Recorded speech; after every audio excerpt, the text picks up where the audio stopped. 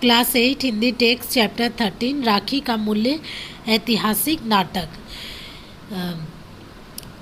प्रस्तुत नाटक एक ऐतिहासिक प्रसंग पर आधारित है तथा चित्तौड़ की महारानी कंवती तथा मुगल बादशाह के माध्यम से भाई बहन के बीच कायम अटूट प्रेम का प्रतीक राखी के मूल्य से अवगत कराता है। ये एक ऐतिहासिक कहानी है जिसमें राखी का क्या मूल्य होता है उसके बारे में बताया जा रहा है और आज हम लोग राखी के मूल्य के बारे में पढ़ेंगे।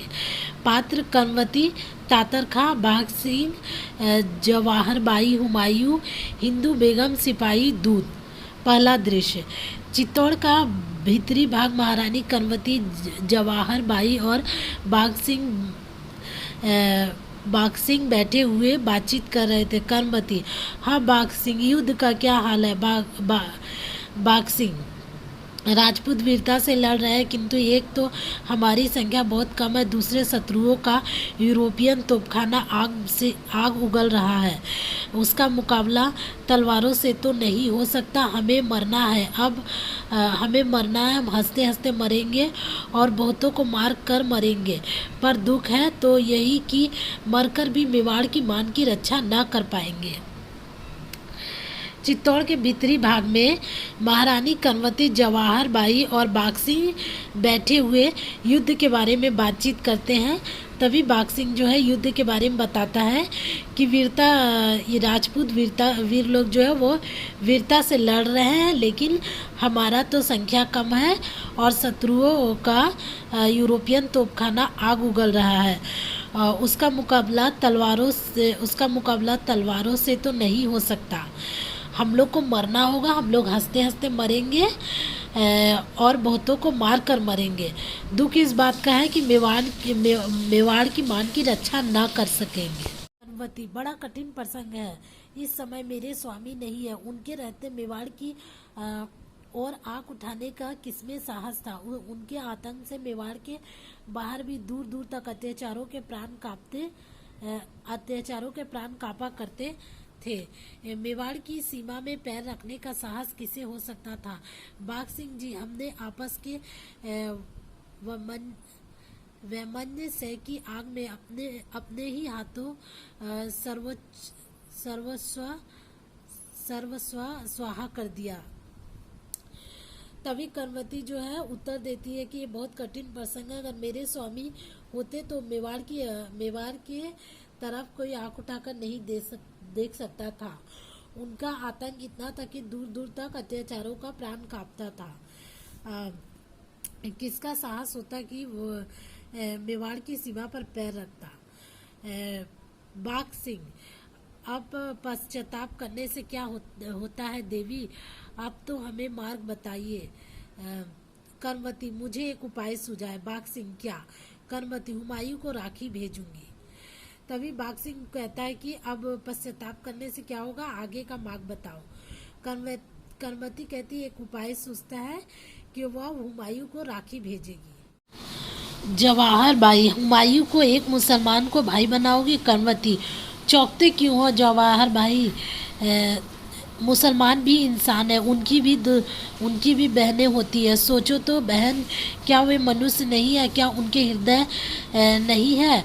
वे ईश्वर को खुदा कहते हैं, मंदिर में न जाकर मस्जिद में जाते हैं। क्या इसलिए हमें उनसे घृणा करना चाहिए? जवाहर बाई कहती है कि एक मुसलमान को भाई बनाओगी? तभी कंवती कहती है कि चौंकते क्यों हो, क्या मुसलमान इंसान नहीं है? उनकी भी बहनें होती हैं, उनके हृदय नहीं है क्या? वे ईश्वर को खुदा कहते हैं, मंदिर न जाकर मस्जिद जाते हैं, तो क्या इसके लिए हमें उनसे घृणा करना चाहिए?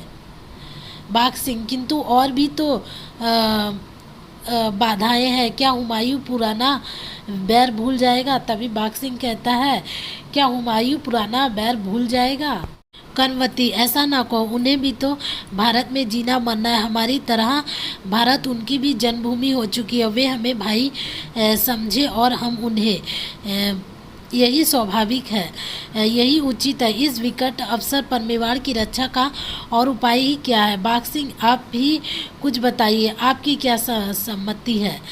बाघ सिंह, हम तो आज्ञा पालन करना जानते हैं, सम्मति देना नहीं। कनवती कहती है बाघ सिंह को कि ऐसा ना कहो, वे भी तो भारत, उनको भी भारत में जीना मरना है, हमारी तरह भारत भी है, उनका भी जन्मभूमि हो चुका है। वे हमें भाई समझे और हम उन्हें, यही स्वाभाविक है। इस मुसीबत के समय में मेवाड़ की रक्षा करने का और कोई उपाय है क्या? बाघ सिंह कहता है कि बाघ सिंह को तभी कहती है कनवती, आपका क्या उपाय है? आप कुछ बताइए, आपकी क्या सम्मति है? तभी बाघ सिंह कहता है हम आज्ञा पालन करना जानते हैं, सम्मति देना नहीं। कनवती, अच्छा तो फिर वही हो, भ्रातत्व और मनुष्य तत्व पर विश्वास करके हुमायूं की परीक्षा ली जाए। लीजिए यह राखी और पत्र, आज ही दूत के हाथ बादशाह हुमायूं के पास भेजिए। जवाहर बाई, अच्छी बात है।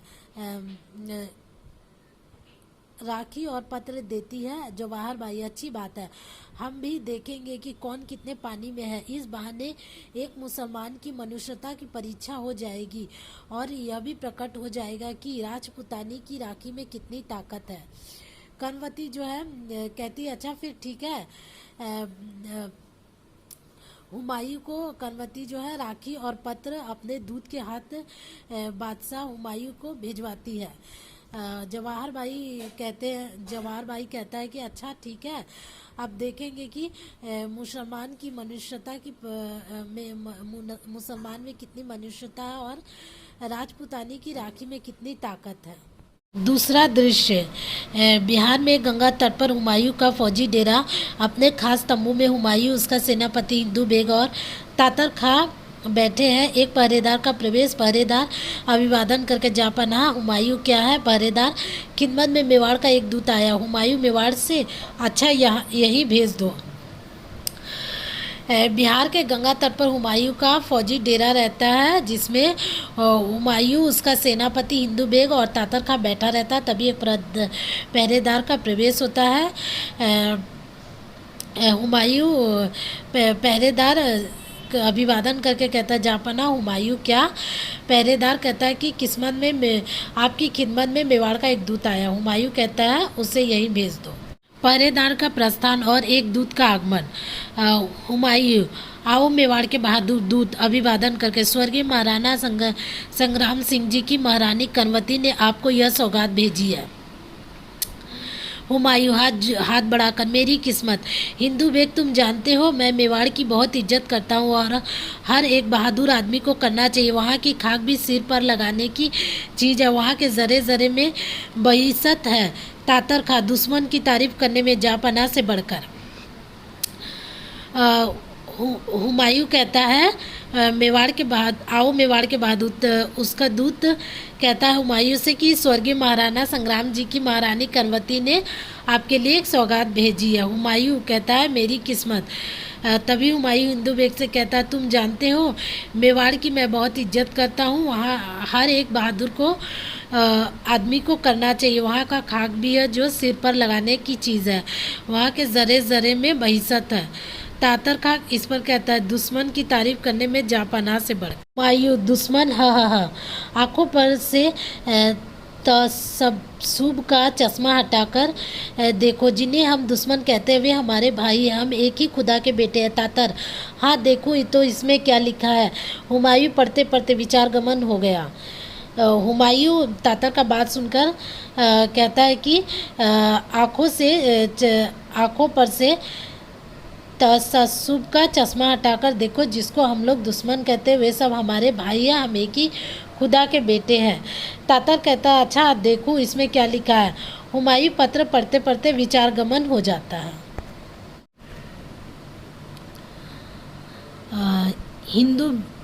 हिंदू बेग क्या सपना देखने लगे।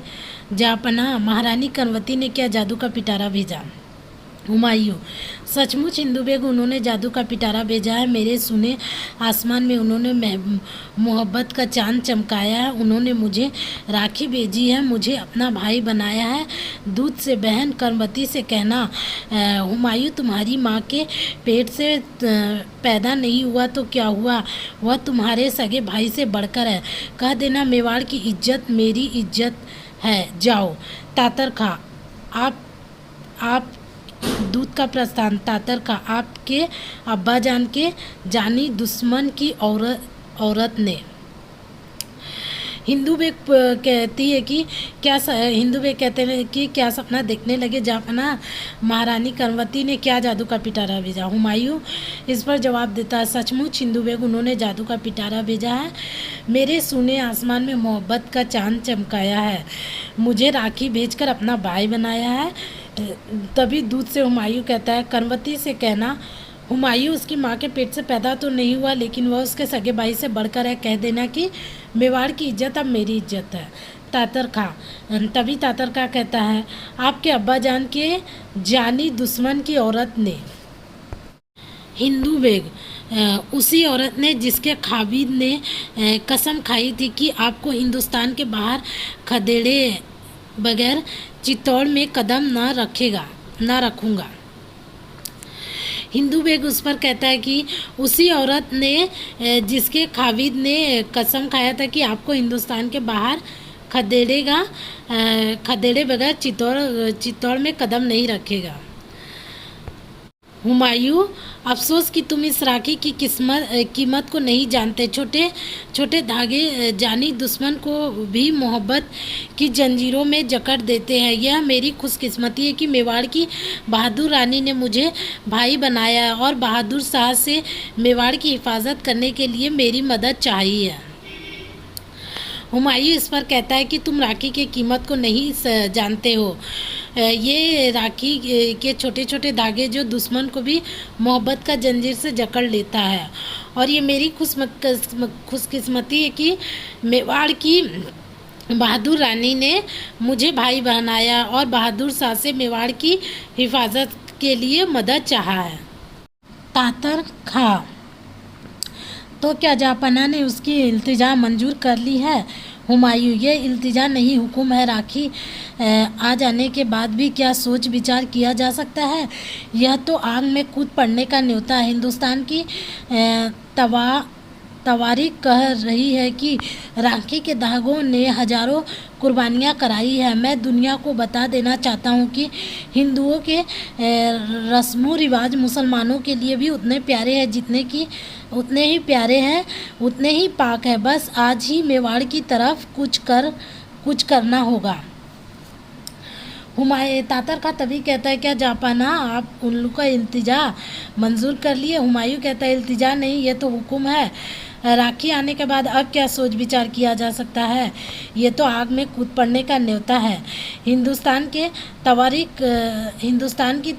कह रही है कि राखी के धागों ने हजारों को कुर्बानियाँ कराई है।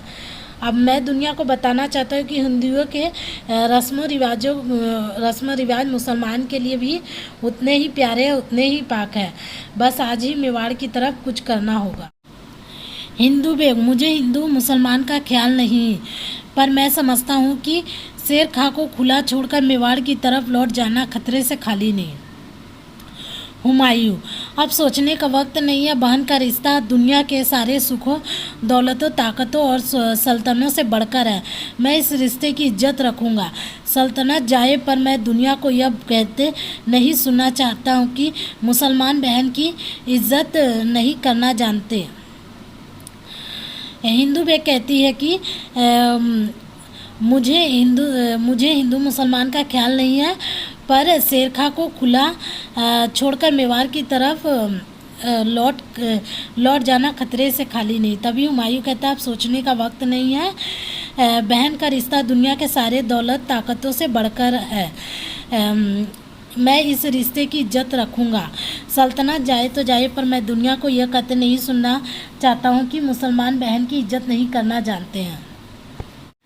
तख्त से उतरकर अगर किसी सच्ची बहन के दिल में जगह पा सकूं तो अपने आप को दुनिया का सबसे बड़ा खुशकिस्मत इंसान समझूंगा। बहन कंवती, तुम्हारी राखी मुझे वही ताकत दे जो वह राजपूतों को देती आई है। तातर खा हिंदू बेग, जल्दी फौज तैयार करो। राखी हाथ में बांधते बांधते जाता है, सबका प्रस्थान, पर्दा गिरता है। हुमायूं कहता, तख्त से उतरकर अगर किसी सच्ची बहन के दिल में जगह पा सकूं तो अपने आप को दुनिया का सबसे खुशकिस्मत इंसान समझूंगा। बहन कंवती वह प्रार्थना करता है कि बहन कंवती, तुम्हारी राखी मुझे भी वही ताकत दे जो राजपूतों को देती आई है। तातर का हिंदू बेग, जल्दी से फौज तैयार करो, यह कहता है हुमायूं, और राखी बांधते बांधते जाता है और सबका प्रस्थान वहाँ से होता है।